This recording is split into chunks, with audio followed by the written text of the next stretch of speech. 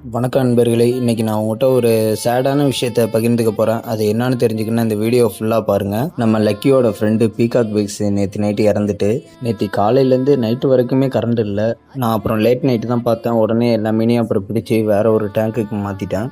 Lucky மட்டும் டேங்க்கு change பண்ணல, அதே டேங்க்லேயே விட்டுட்டோம். நம்ம கேட்ஃபிஷ் எல்லாத்தையுமே டேங்க்கில் தனியாக விட்டோம். அது எல்லாமே ஒரு மாதிரி டல்லாகவே நின்றுச்சு. பிளாட்டி நம்ம எடுத்த red tail catfish, peacock base எல்லாம். அடுத்ததாக நம்ம லக்கியோட டேங்க்கில் தண்ணியை சேஞ்ச் பண்ண ஆரம்பிச்சிட்டோம். இந்த 3 ஃபிஷ்ஷில் நம்ம பீகாக் பேஸை காப்பாற்ற முடியல.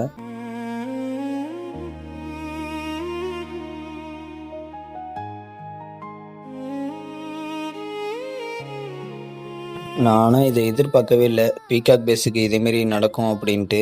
சரியான நேரத்தில் நம்ம பார்த்ததுனால நம்ம லக்கியோட 2 ஃப்ரெண்டை காப்பாற்றியாச்சு. நம்ம லக்கிக்கு தண்ணி செட் ஆகுமோ என்னமோ பயந்துகிட்டே இருந்தேன். காலையில் எந்திரிச்சு பார்க்கும்போது லக்கி நல்லாவே நீந்துனுச்சு.